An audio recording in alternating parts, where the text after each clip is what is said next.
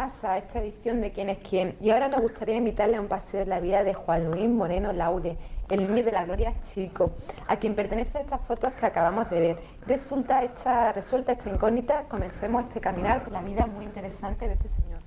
Juan Luis Moreno Laude, conocido por muchos como el niño de la gloria, el chico, nace en Antequera hace ya unos 68 años, unos años vividos muy intensamente, y hasta el punto que el día muy lejano en que Dios la coja en su seno necesitará una lápida de 2 metros para su epitafio lleno de cargos, según comentaba su señora y según él nos confirmó. Presidente del Club de los 20, presidente del Casino, teniente de alcalde y concejal de festejo de nuestro ayuntamiento, hermano mayor y fundador de la Cofradía del Mayor Dolor, y seguramente nos dejaremos alguna responsabilidad más. Sí, concretamente había el director de la revista que editaba mi padre en el año 14, de Don Manolito, hermano mayor de la Sacramental de San Pedro, presidente de la Juventud Masculina de San Pedro también. En fin, he sido un poquillo de todo. De todo en la vida. De todo estado, sí. Un hombre que siempre ha hablado también muy claro y que siempre ha dicho su verdad a todo aquel que se le ha puesto por delante. Y quizás esto ha tenido pues que pagar un precio. ¿Ha sido un precio muy caro? Pues sí, porque he tenido que salir de estampida en más de una ocasión y en más de un sitio. Concretamente tuve que salir rápido y veloz del Círculo Recreativo y Cultural, tuve que salir rápido de la tenencia de alcaldía de festejo del Ayuntamiento de Antequera, tuve que salir rápido de la Cofradía del Mayor Dolor, en fin, así podíamos estar citando de todo, porque en ningún lado he conseguido una continuidad por mi forma de ser. Porque aparte de decir la verdad, verdades como puños, como decía en mi revista Don Manolito, también he tenido otro fallo. No es fallo, yo lo considero como un reflejo de lo que es mi vida. Es un pensamiento filosófico legionario que dice: a los tuyos siempre con razón o sin ella. Y es una cosa que yo he llevado a la práctica a cal y canto. A los míos con razón o sin ella. Y ya está, eso es lo que hay. Me imagino que también en ese decir siempre la verdad, su verdad, que insistimos, sí, ya, por supuesto. Pues habrá gente también se la habrá enfrentado, ¿no? Pues sí, he tenido problemillas, pero vamos, nadie me llegó a tocar la cara en ningún momento por ser de la forma que soy. Que discrepábamos más o menos de criterio, pues sí, por supuesto que sí. Yo decía blanco y había quien decía negro. Yo respetaba el que él dijera negro y lo único que yo pedía era que se respetara lo que yo decía que era blanco. Bueno, ahora vamos a dejar un poco aparte ese tema, aunque volveremos a él, pero vamos a centrar en las orígenes para llegar a una línea un poco lineal, ¿no? Y no perdernos en el tiempo. ¿Cómo era la Antequera en la que... ¿Puedo fumar? Claro que sí, bueno, yo lo estoy haciendo. Vale. Pues la Antequera de aquellos tiempos, comparándola con la de hoy, es una cosa muy distinta. Yo te hablo concretamente en mi época juvenil, en los años 40 y todas aquellas cosas, había una forma de ser muy distinta de lo que es hoy día, vamos, distinta a años luz por completo. Había una educación, había una seriedad, había una formación que hoy día, afortunada o desgraciadamente, yo no sé, yo creo que para mí, cayendo otra vez en el tópico de a los míos con razón o sin ella, yo creo que la gente de hoy está un poquillo desfasada. Yo me gustaba mucho mi época, porque eso que te he dicho, porque había un respeto, había una educación, había una cosa que desgraciadamente hoy ya se ha perdido totalmente. El mero hecho de que tuviera, que te digo yo, novia, y fuera como era costumbre en aquella época, el ir al cine Torcal o al Salón Rodas, si no todos los días, algunos días, y sobre todo los domingos, pues tenías un problema de que a las 10, tu padre había dicho: aquí se cena a las 10, el que no esté aquí a las 10 no cena. Y claro, pues entonces había que salirse, incluso si la película tardaba un poquillo más, tenías que salir antes para llegar a tu casa a las 10, porque si no, no cenaba. Claro que yo siempre cenaba porque tenía a mi madre, a mi santa madre, que en gloria esté, que ella siempre me procuraba por bajo cuerda las tortillitas, me procuraba el plátano, el vaso de leche, y yo cenaba siempre, aunque llegara tarde. ¿Saltaba muchas veces el balcón? Sí, esa era una circunstancia muy especial. Como no me permitían el irme por la buena, pues yo, como era capaz de cenar a las 10:30, pues normalmente a las 11, entonces no había todavía ni televisión, pues a las 11 iba normalmente a la cama. Entonces yo cuando la cosa se quedaba en silencio, pues cogía mi balcón, me saltaba, me iba a la Peña Pavadi, a la excursionista, porque había baile, y en aquella época los bailes eran una cosa pecaminosa 100%, el bailar con una niña era un pecado mortal, completo. ¿Sabes? Yo conozco el caso de un matrimonio que la señora fue a confesar con el sacerdote y el sacerdote se le negó la absolución porque había ido al baile y había bailado con su esposo. Es decir, una cosa que no se comprende ni se concibe, porque si yo me acuesto con mi mujer, ¿qué importancia tiene que baile con ella? ¿No? En fin, pero en fin, eran las circunstancias de aquella época. Bueno, también explíquenos un poquillo porque era un niño rebelde. ¿Un poquillo? Sí, muy rebelde, sí, muy. Además, yo tenía un jefe que era mi padre, que era un hombre excepcional en ese aspecto. Él no permitía una salida de tono ni una salida fuera de lo normal. Eso era castigo rápido y velado. Y correazo va, correazo viene, ¿sabes? Yo me acuerdo de muchas circunstancias de mi vida en aquella época y no había nada que hablar. Lo que decía don Luis, eso es lo que había que hacer. Y yo se ha dado el caso muchas veces de que llegaba el domingo, que era el día de fiesta, como es lógico, y yo salía de mi casa con mi chaquetita, mi corbata, y me decía, ¿a dónde vas? Digo, vamos, voy a misa 12 con mi novia, y luego a dar un paseíto, tomarme una cerveza. No, hombre, no, ¿tú qué te vas ahí? Hay ahí 5.000 kilos de harina que hay que hacerlo masa para mañana lunes, para cuando venga el personal a hacer los mantecados, esté la masa hecha. ¿Tú qué te crees? Venga, quítate ese, ponte el mandil. Y me tenía hasta las 8 de la tarde ahí trabajando como un negro en domingo incluso. Claro, no eran todos los domingos, ¿no? Pero había algunos que otros que sí, que me metía un gol de eso de bandera. Bueno, ¿también ese saltar del balcón lo pillaron alguna vez? Me pilló mi hermana Enriqueta que en Guadiate. Pero no me pilló saltándolo, me pilló al regreso. Pues ya te tengo que explicar que yo saltaba al balcón, pero para regresar entraba por la puerta que la dejaba previamente preparada, sin pestillo ni nada de eso, para poder entrar fácilmente. Y me acuerdo una noche que había cenado ella más de la cuenta, parece ser, y le dieron ardores y se levantó para ir a la cocina por bicarbonato. En el momento en que yo con mis zapatos en la mano subía la escalera, claro, me trincó. Ah, sin vergüenza, ¿de dónde viene? Y ya pues le tuve que explicar lo que había hecho. ¿Eran buen estudiante? ¿Y qué recuerdos tienes de esa época del colegio? Del colegio mala porque me pilló una época muy mala, los años de la hambre, en el 40, 41, 42, 43, estuve hasta el 47 en Ronda, en el colegio de los Salesianos, en el Castillo. Y en aquella época, como había la hambre de la posguerra tan grande, pues allí no comía nada más que pan de maíz, las castañas de Don Bosco, de los Salesianos, yogur no comí yo en la vida, ¿sabes? Te ponían un arroz que normalmente siempre estaba pegado, ¿sabes? En fin, que yo lo pasé muy mal. Y en el aspecto ese de comida, pasé verdadera hambre. Tanta hambre pasé que el primer año que estuve, yo recuerdo que llegué el día de la Virgen del Rosario a Ronda y a los meses o por ahí, por los santos, me tuve que venir, fue mi padre a recogerme porque lo llamó el director del colegio, porque yo me desmayaba en plena clase tranquilamente sentado y era porque no había chavea de 11, 12 años sin darle de comer, imagínate lo que significa eso. Y claro, pues caía redondo. Y en vista de eso se alarmaron en el colegio y fue mi padre por mí y ya no volví hasta después de Reyes. Me acuerdo, bueno, sí, los garbanzos eran horrorosos. Había un refrán salesiano que decía, si quieres vivir fuerte y sano, come trompitos salesianos. Y los trompitos pues estaban como peñones de duro. Claro, como el único plato fuerte que había era eso, garbanzos, pues te metía unos platos de garbanzos horrorosos. Luego después repercutía aquello en el organismo en el sentido de que había una flatulencia horrorosa que unas veces se salían por la boca, pero normalmente salían por el intestino.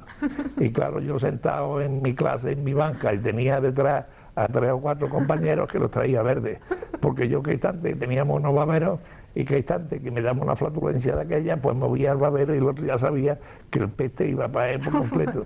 Y llegó aquello hasta el extremo que me colocaron incluso una bola grande, gigante, yo no la había visto tan grande, de alcanfor pegado a la altura de la cabeza para evitar los malos olores que yo producía continuamente con los garbanzos salesianos.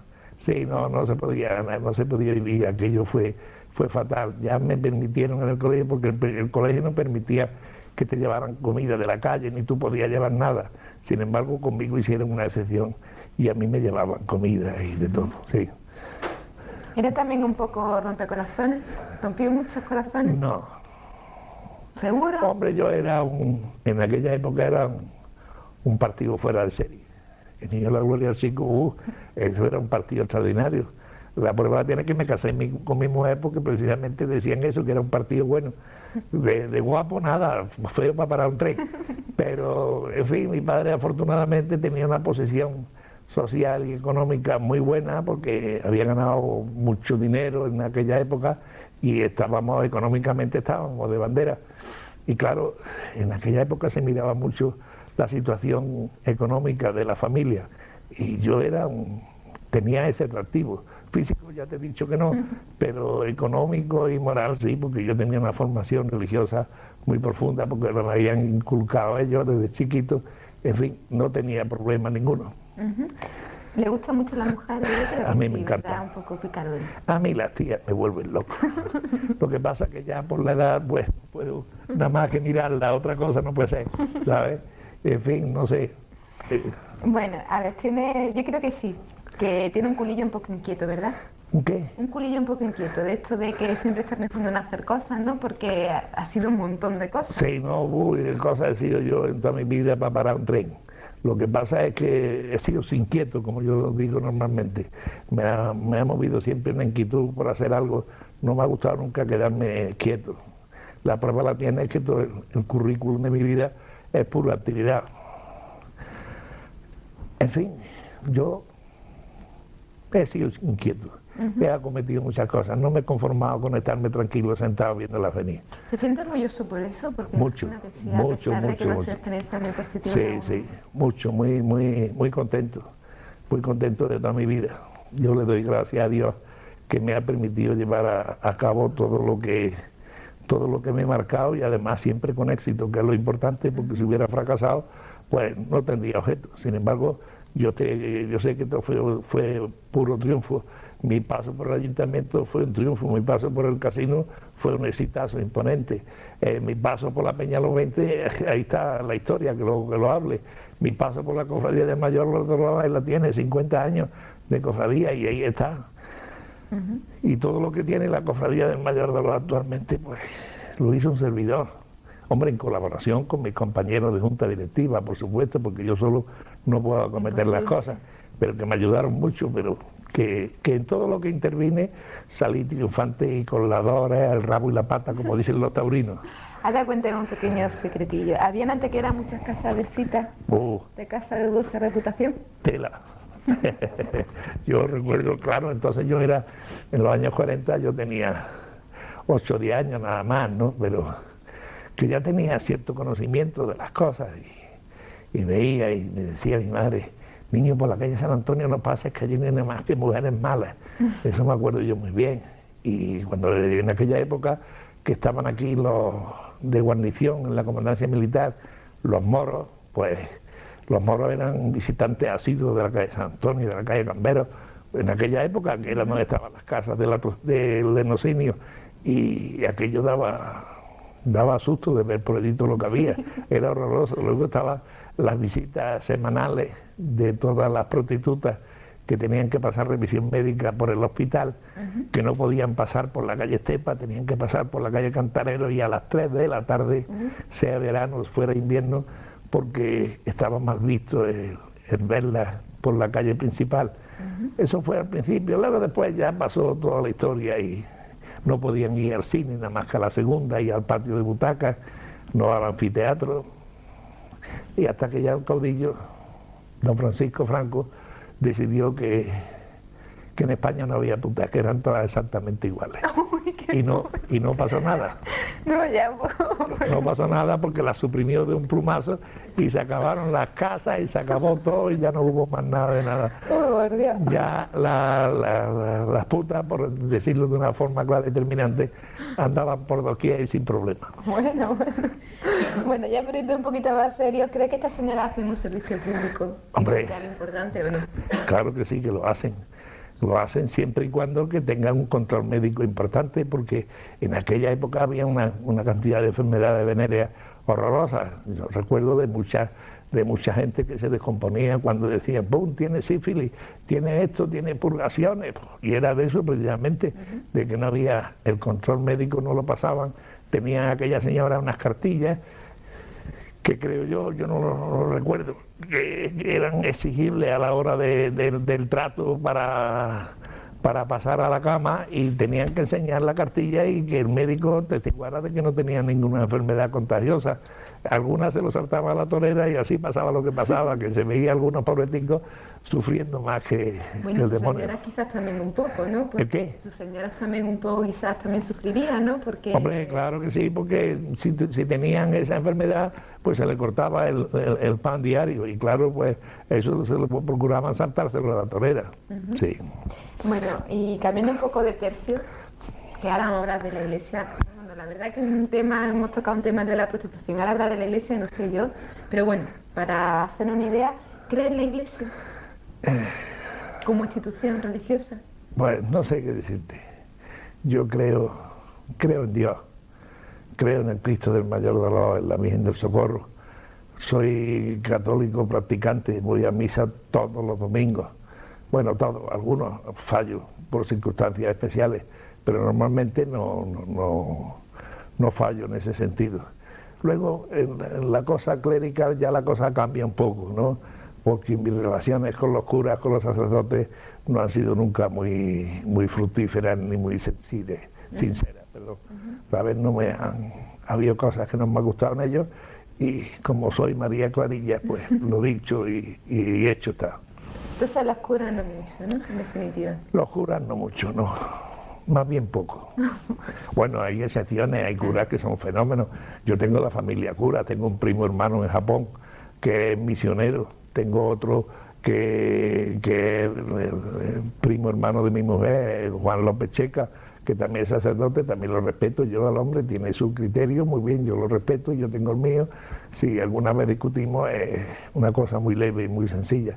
Luego ha habido otros problemas con otros sacerdotes, que es lo que me han hecho a mí desvariar un poco en ese sentido. También, bueno, ya que estamos hablando de la iglesia, un poco también en relación, ¿cómo se funda la cofradía del Mayor Dolor y si ha sido una labor reconocida un poco, si se le reconoce esa labor que hizo en esa cofradía? ¿Y cómo Hombre, se funda? yo creo que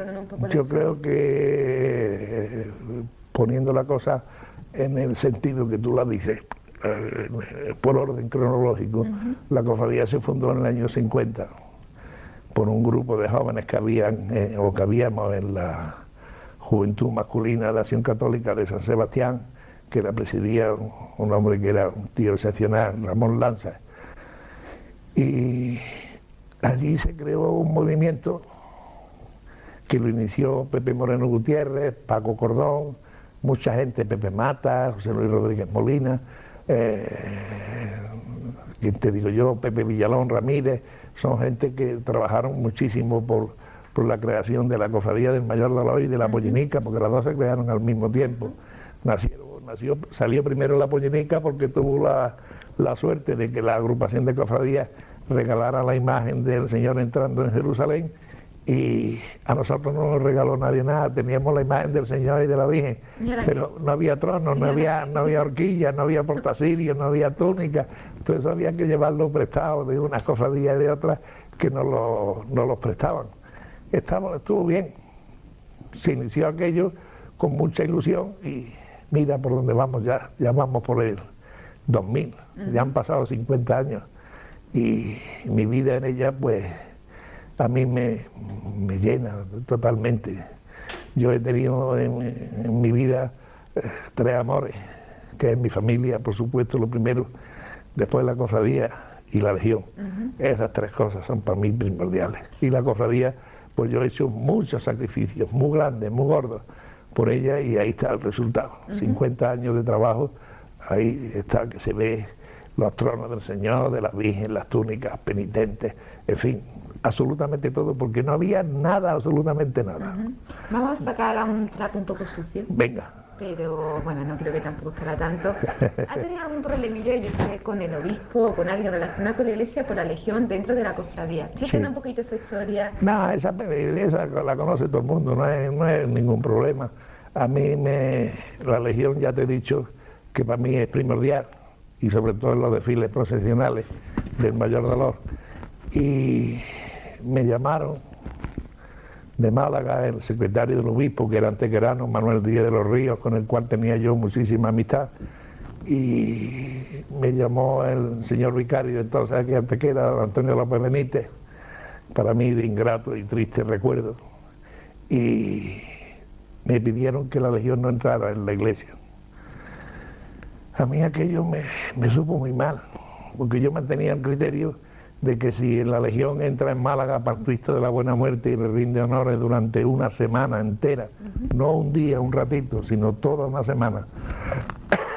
Perdón. Y lo mismo ocurre en Córdoba con el Cristo de la Caridad, que también entra a la legión, a la iglesia y todas esas cosas. No veía yo razón ni motivo porque aquí en Antequera no fuera a entrar. Y claro, como yo soy de una manera muy particular, pues le dije a Díaz de los Ríos, no te preocupes, que la legión no va a entrar, no hay problema ninguno y me parece muy bien, acepto lo que manda el obispo y pito y flauta.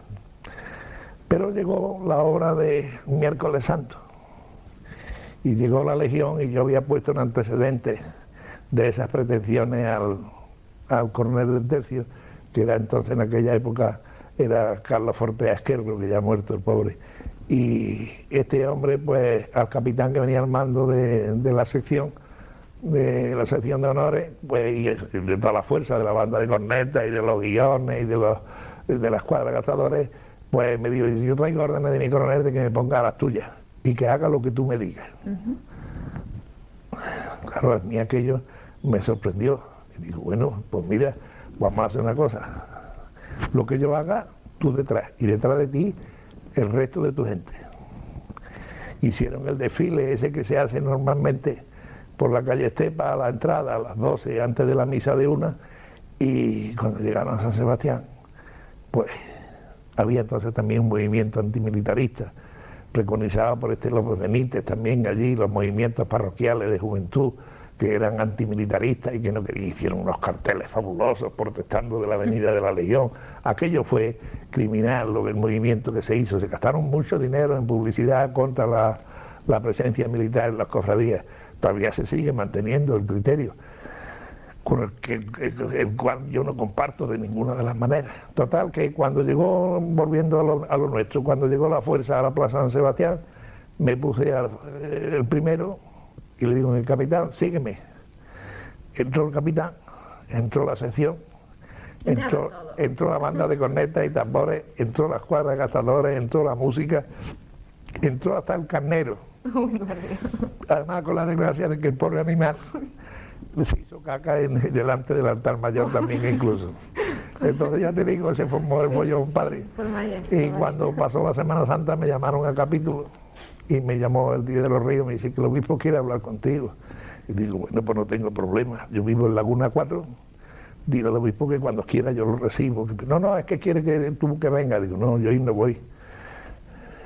Total, ya me cogió aquí López Benítez, don Manuel Ginés, tienes que presentar la dimisión. Digo, yo no presento la dimisión, a mí me tenéis que echar para cumplir esa faceta mía de que me echan siempre de todos sitios. Y digo, pues no me voy, me tenéis que echar.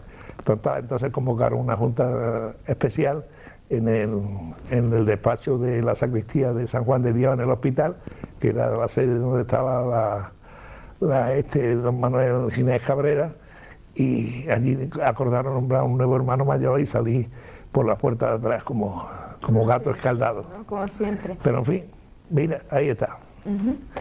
Bueno, a ver, ahora vamos a pasar un poco también a cómo surge la Peña de los 20 y qué hicieron en ella, porque hombre, la Peña de los 20. Yo sé por dónde surgen un poco relacionadas relacionado contra los curas y Sí, eso, sí. pecaminoso. No, es que claro, si estábamos hablando antes de que era pecado bailar con una niña y que era pecado para un esposo bailar con su esposa, imagínate una cofradía organizando una caseta de baile, eso era inconcebible desde todo punto, ¿no? Entonces vimos nosotros que había una cofradía, aquí en Antequera, que era la de abajo, que fue la pionera de todo este asunto, que fue la que montó una caseta a la altura del mapa, una caseta de feria donde se servían bebidas, bocadillos y cosas de esas.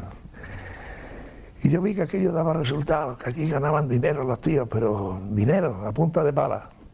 Y yo digo, nosotros podíamos hacer algo de esto, pero cambiándolo un poco y dándole otro giro, por supuesto. Total, que surgió la idea de hacer una caseta con actuaciones de artistas de renombre internacional, con orquestas, con baile, pero claro, no se podía poner caseta de la cofradía del Mayor Dolor.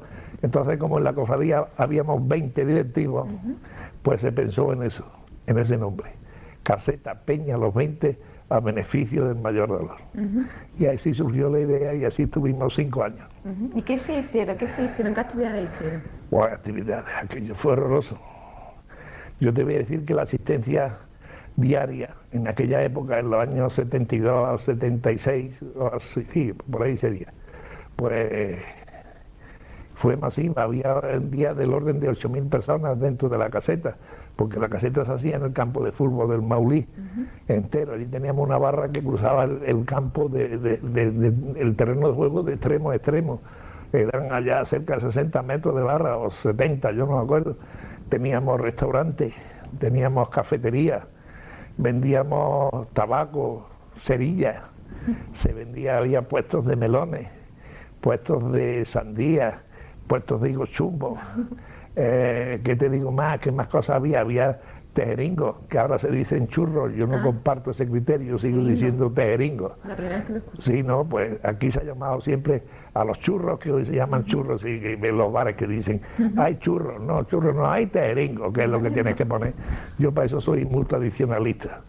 Y ya te digo, allí había de todo. Teníamos un parque infantil, aparcamiento. Y se daba el caso curioso de un hombre que montaba, porque claro, a las 10 de la noche el Real de la Feria desaparecía, porque todo el mundo se iba a la caseta de la Peña a los 20, ¿sabes? Porque allí llevaba a tu niño, lo soltaba y le decía al niño, a las 2 por aquí que nos vamos. Y no había problema porque el niño no se podía salir por ningún lado. Entonces era una cosa de familia, donde la gente llegaba allí, soltaba a su gente y cada uno que se la ventilara como pudiera.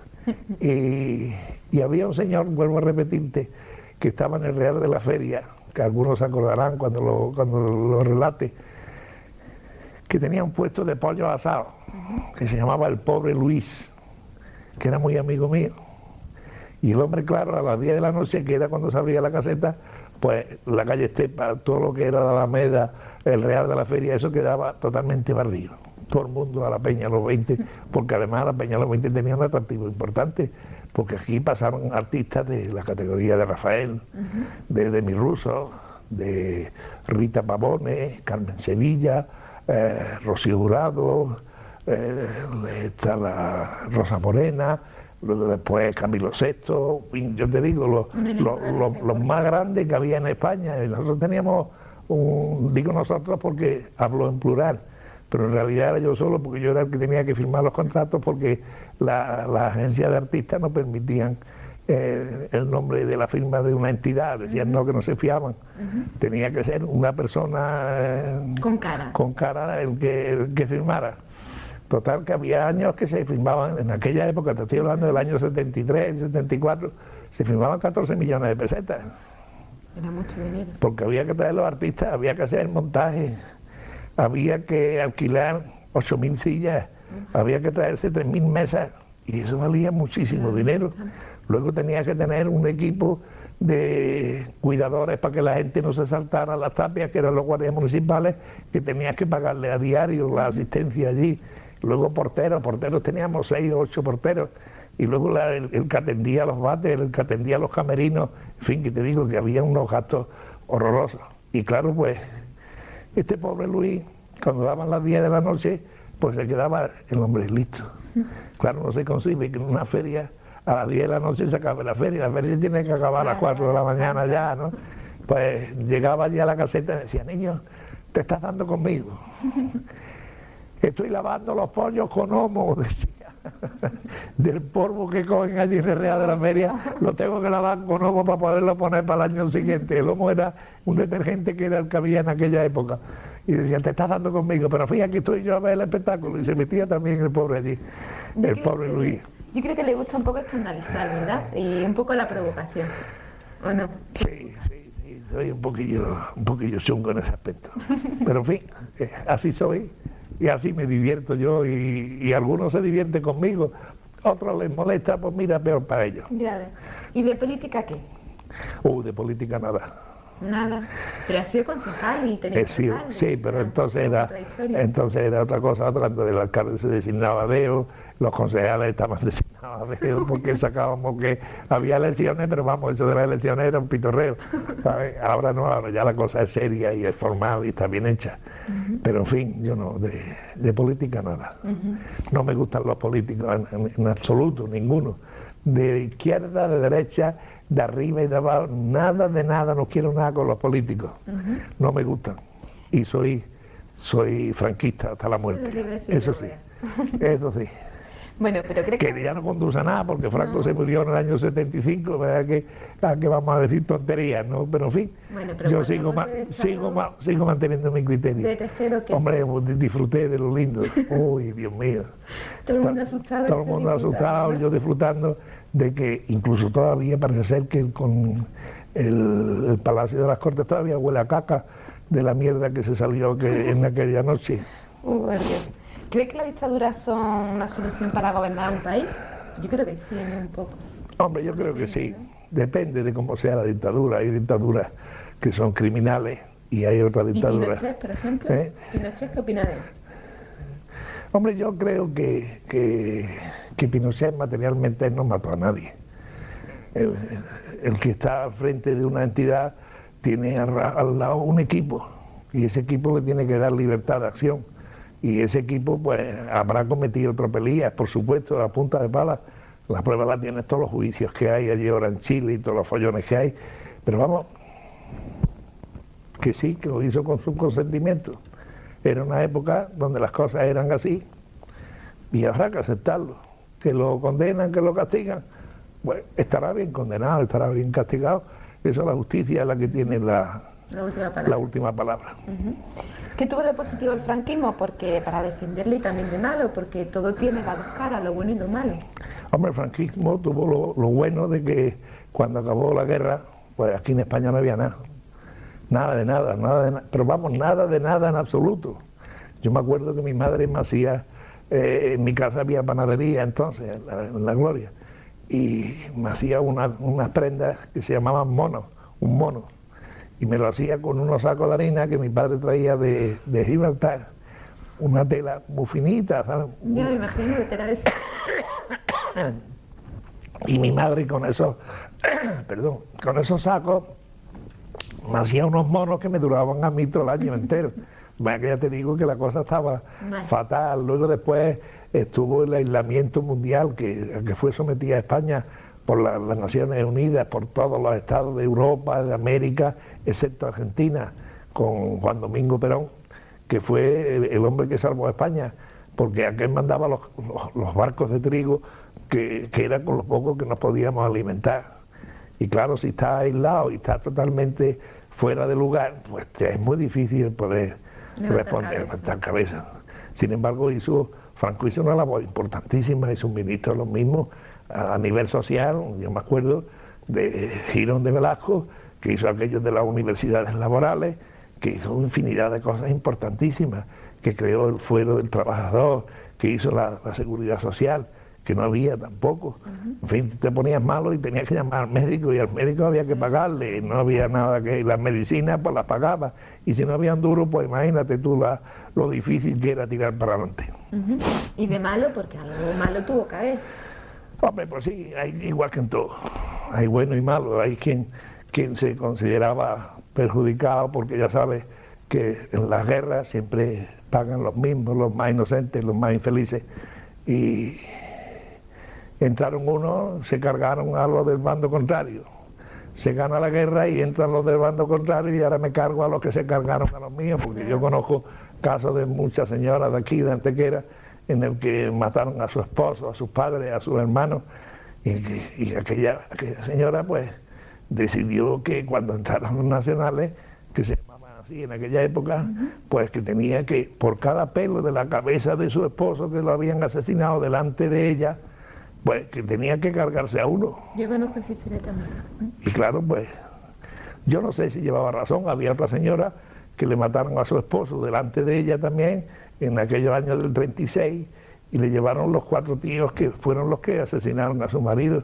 Sin embargo, la mujer, con una formación religiosa súper extraordinaria, dijo no reconocerlo, no conocerlo, y lo salvó a los 4 de la vida, le salvó la vida.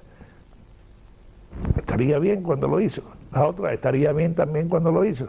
Siempre pagan justo por pecadores, ya lo estamos viendo ahora en Zimbabue y todo eso por ahí. Mueren 4 infelices, 4 angelitos que le cortan las manos, los pies.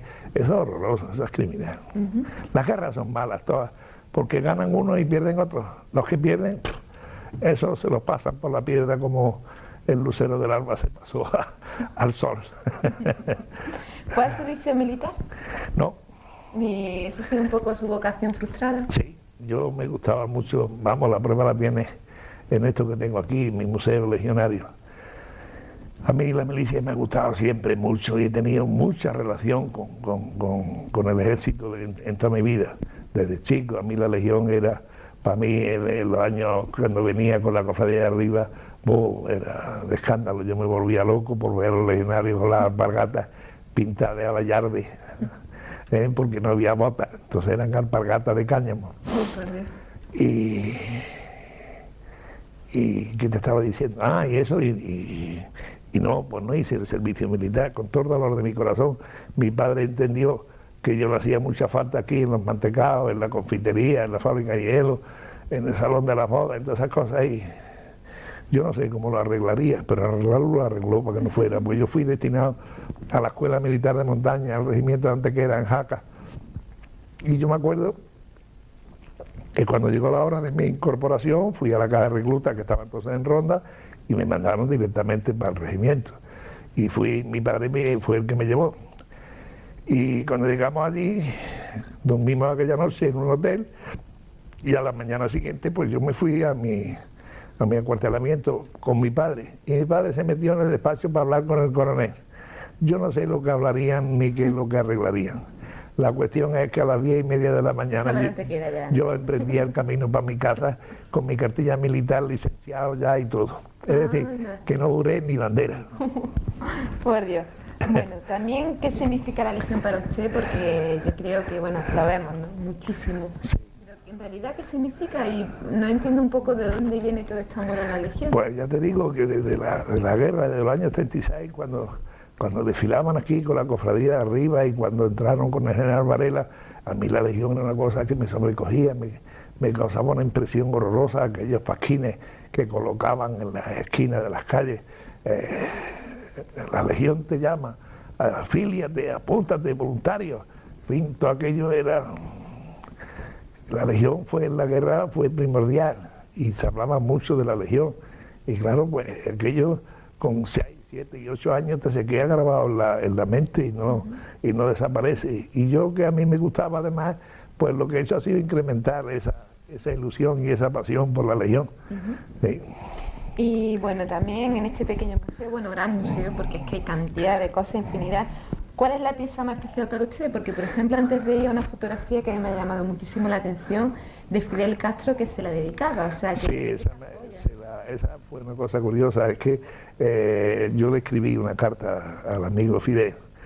Digo amigo por decir cualquier cosa, ¿no? Compañero, ¿no? Compañero, camarada. Y le escribí una carta diciéndole que yo era de izquierda hasta el extremo de que quería tener una fotografía de él dedicada para tenerla en mi casa como recuerdo. Y al mes y medio recibí la contestación y me mandó una fotografía dedicada que la tengo aquí detrás de mí precisamente. O sé si se verá aquí o por allí, por aquel lado, que me la mandó en el año 84, con una dedicatoria muy sui generis, que dice a mi amigo Juan Luis Moreno Laude, con afecto y simpatía, y compartiendo con él su idea revolucionaria y su amor al marxismo. Yo no soy marxista en la vida, ni revolucionario. Bueno, revolucionario sí he sido siempre, sí. Eso fue en el año 84, y ahí la tengo.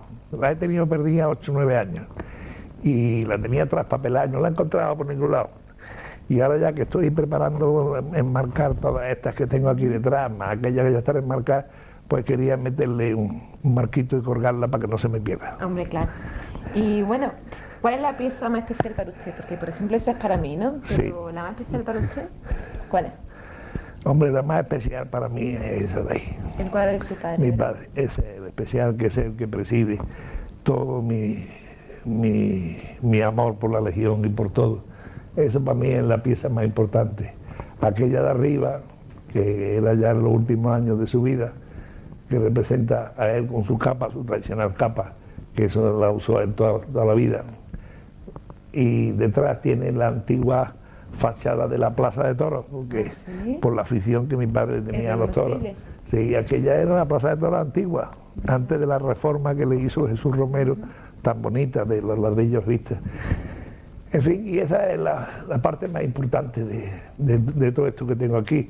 Luego otra cosa que también considero importante es el título de Legionario de Honor de mi mujer, porque es raro que una mujer la haga caballero legionario de honor. Pues sí, pues a mí me hicieron, y a ella también por aguantarlo, ¿no? Por aguantarlo un poquillo, pues la hicieron también a ella.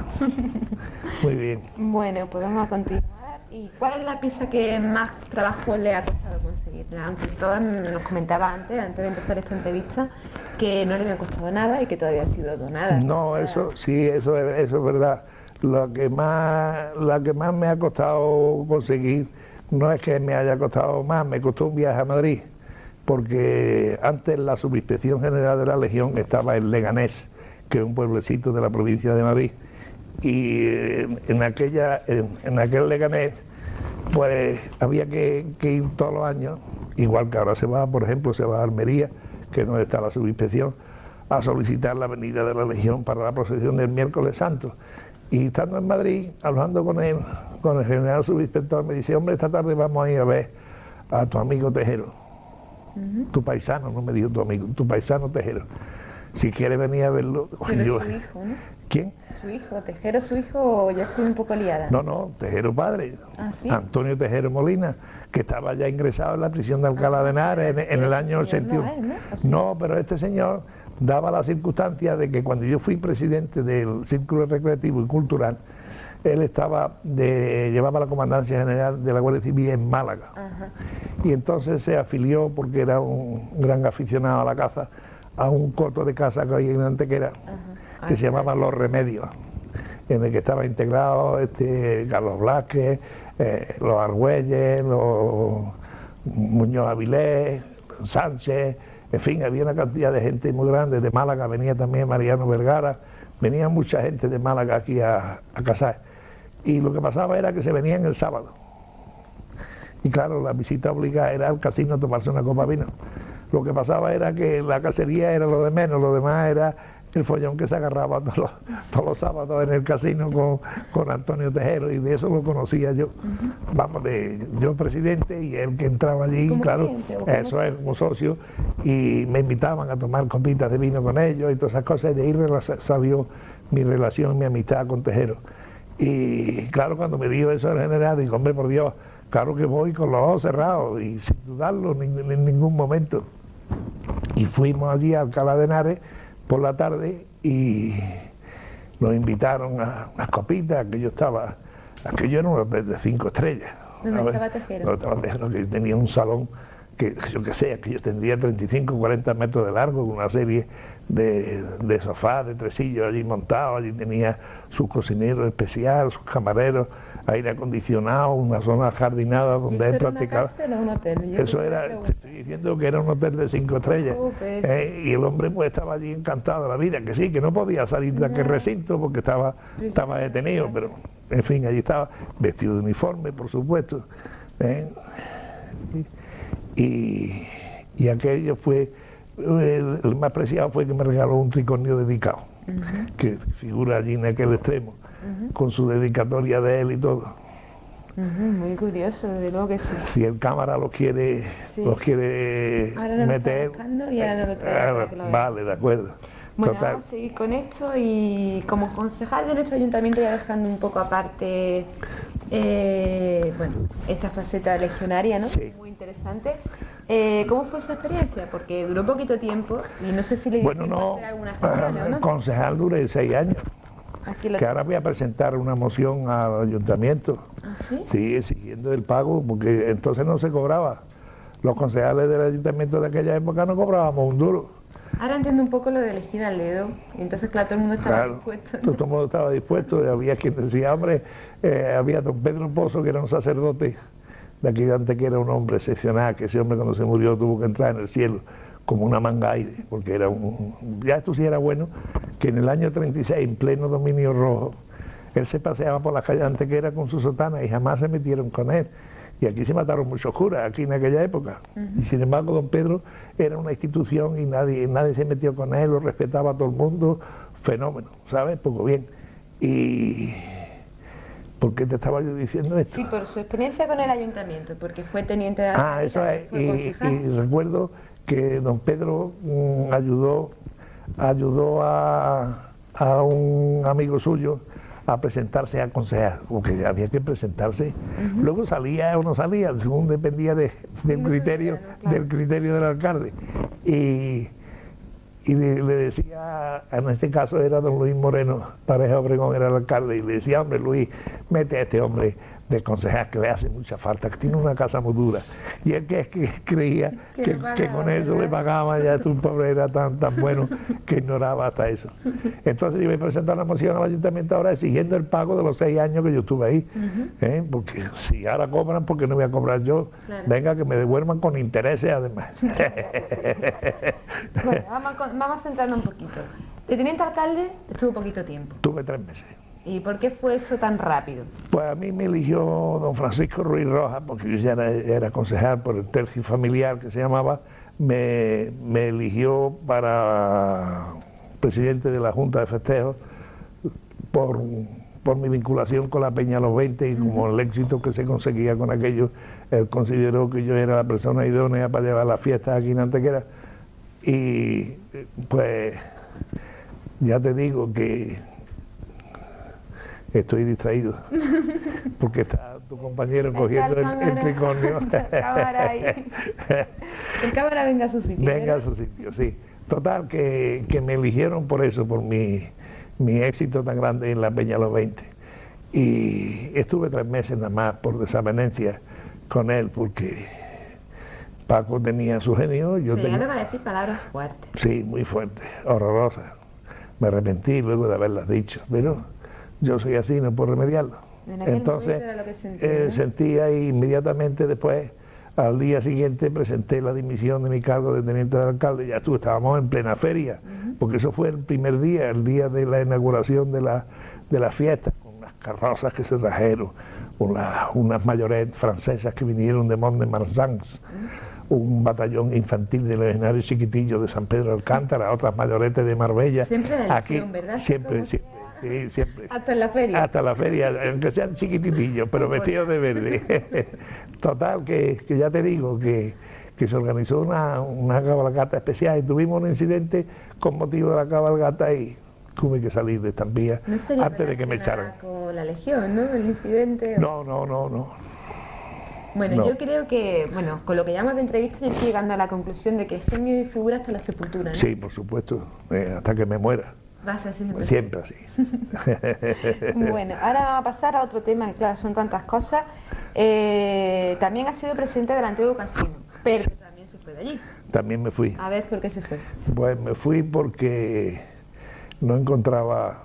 He tenido siempre un criterio muy radical en las cosas. Y yo quería hacer una cosa y me importaba 3 pepinos de que hubiera 3 que no les pareciera bien.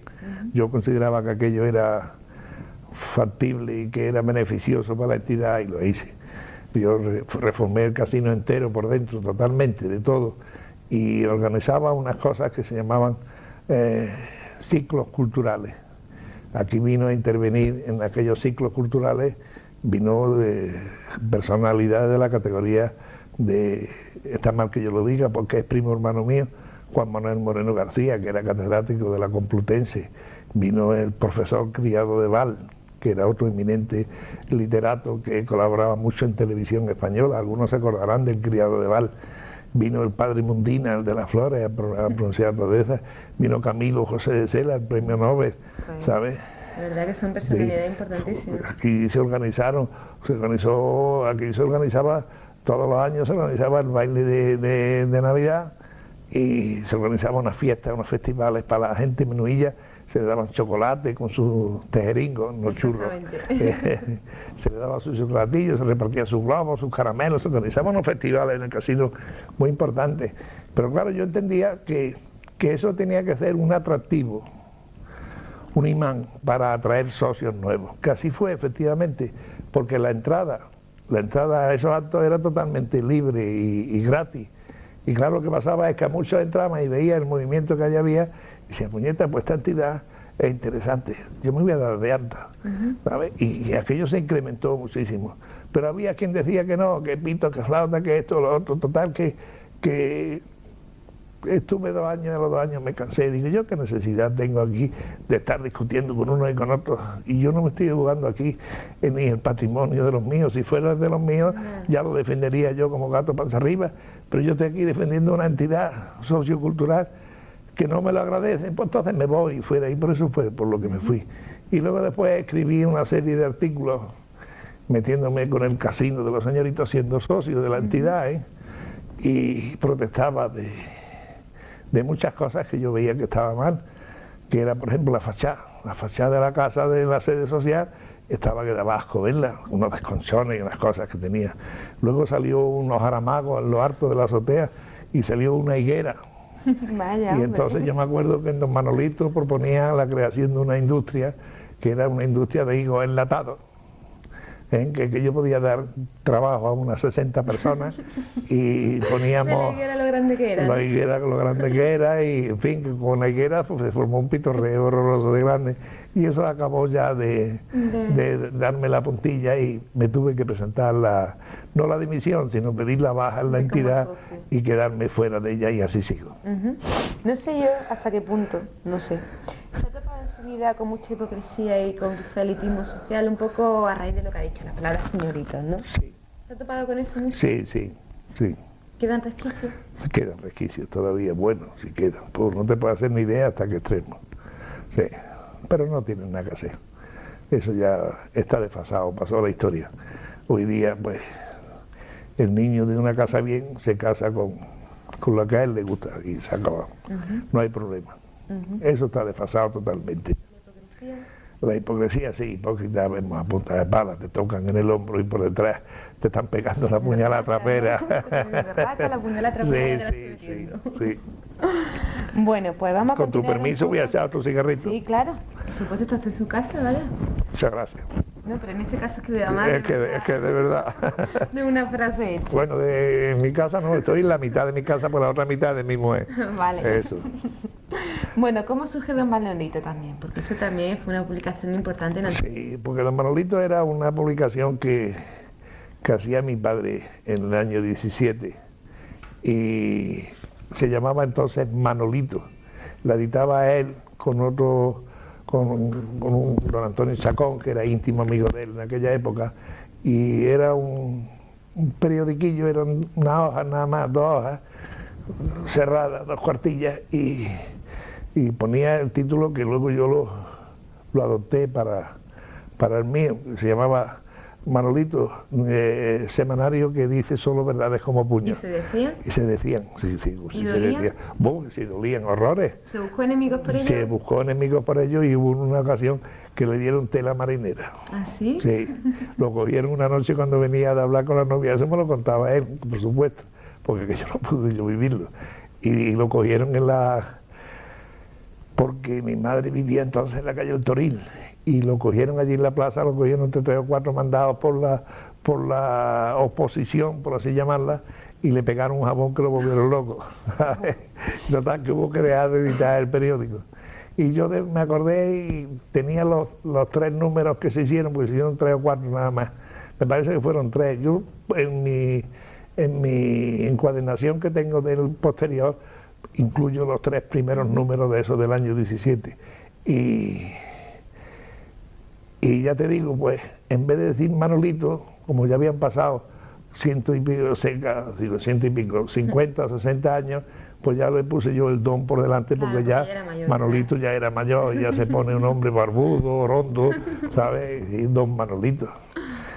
Revista cultural que se edita para decir solo verdades como puño. También me quedó más de un problema con don Manolito, aquello de allí. Pero en fin, es otra faceta más de mi vida de la cual estoy más que satisfecho. ¿Colaboraba gente importante en Manolito en la Pues sí, sí, por supuesto, mira, del orden de don Jaime Cambani, Antonio Mingote, el padre Mundina, José María Ruiz Mateos, que es médico, que es psicólogo. Hay gente de Antequera que está en tratamiento por él y que continuamente me mandan saludos de don José María. En fin, gente muy importante, Juan Manuel Moreno García. Y luego estaba yo con mi sátira y mis puñaladillas, que llamaba aquello, un apartado que se llamaba Las Notas de mi blog, donde daba tela marinera. Siempre en la misma línea. Siempre en la misma línea, siempre fastidiando. Sí. Bueno, fastidiando no. Hombre, fastidiaba porque la verdad fastidia. La verdad no se puede decir, no se debe decir porque normalmente molesta. A mí, como el que moleste o no moleste una cosa que me trae sin cuidado, pues yo decía mis verdades y ahí se quedaban. Bueno, ¿qué le queda por hacer todavía? Pues a mí ya nada. ¿Cómo que nada? Ya que me va a quedar que hacer. Algo tiene que haber por ahí, no, seguro. ya no tengo. La edad es una cosa muy importante. Y como he recibido tanto maltrato en mi vida, en ese aspecto concreto, porque pertenecía a tantísimas cosas, pues francamente llega ya un momento en que te aburre y dices, bueno, ¿yo qué necesidad tengo? Yo me viví ahora tranquilo. Yo tengo aquí mi casa, que la tengo llena de todas comodidades por todos lados. Tengo ahora en el verano mi piscina, que ahora te la enseñaré para que la veas. Y yo me quedo aquí en mi casa. Muchos amigos me dicen, no te veo.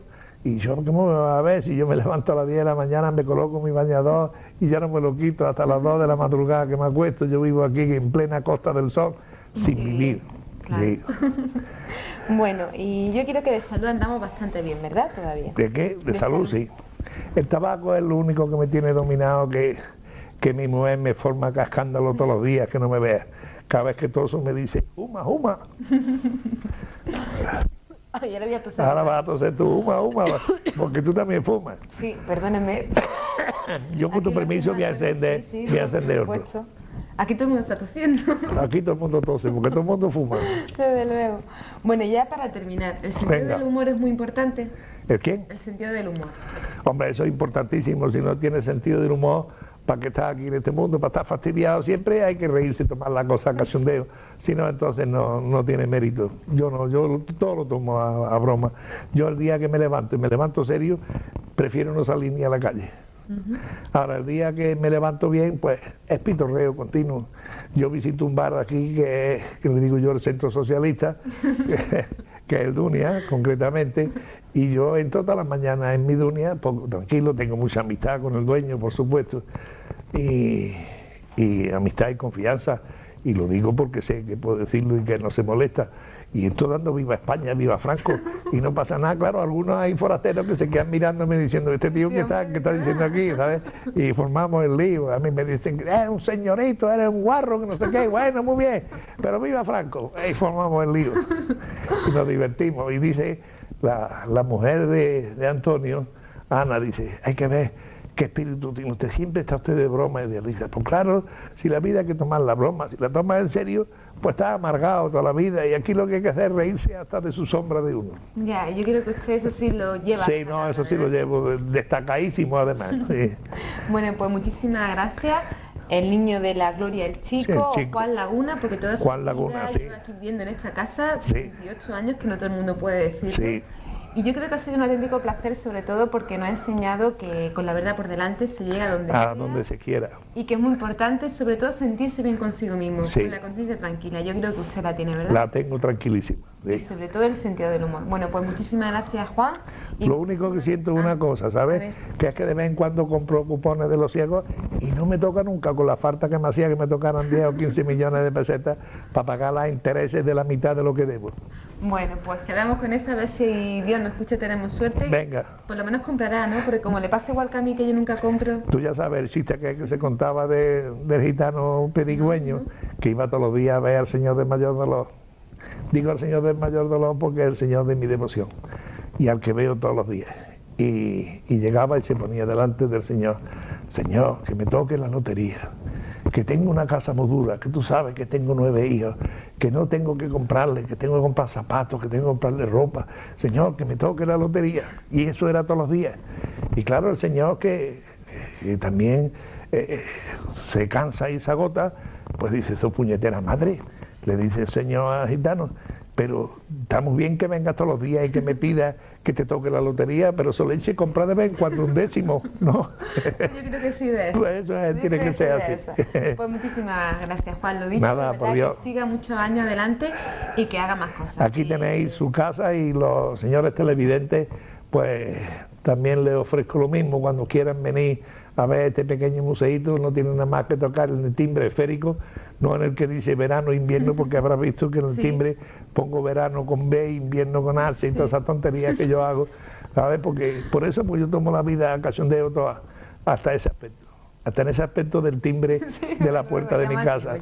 Había un día un señor que estaba mirando el patio y me dice, toca el timbre y dice: uy, Dios mío, una de dos, aquí o vive un bestia o vive un tío cachondo. Y yo lo escuché porque tenía yo mi despacho allí. Luego mi niño ya me echó aquí dentro. Vaya. Total, que salí para afuera, le digo: mire usted, de cateto y de bestia, nada, de cachondeo, desde las 8 de la mañana que me levanto. Bueno. Nada más. Muchas gracias a todos por haberme aguantado este rato que le está dando, como yo digo, un verdadero coñazo. No, todo lo contrario, un auténtico placer y de verdad, insistimos, muchísimas gracias, Juan, y muchísimas gracias a todos aquellos que han estado con nosotros un rato, que seguramente han aprendido muchísimo de este señor y sobre todo también se habrán reído un ratito, que es lo importante, ¿verdad? Eso es lo importante, sonreírse por lo menos. La sonrisa es lo más bonito que hay en el mundo. Recuerden la próxima cita con Quién es quién y lo esperamos ver también detrás de la pantalla todos ustedes. Muy buenas noches.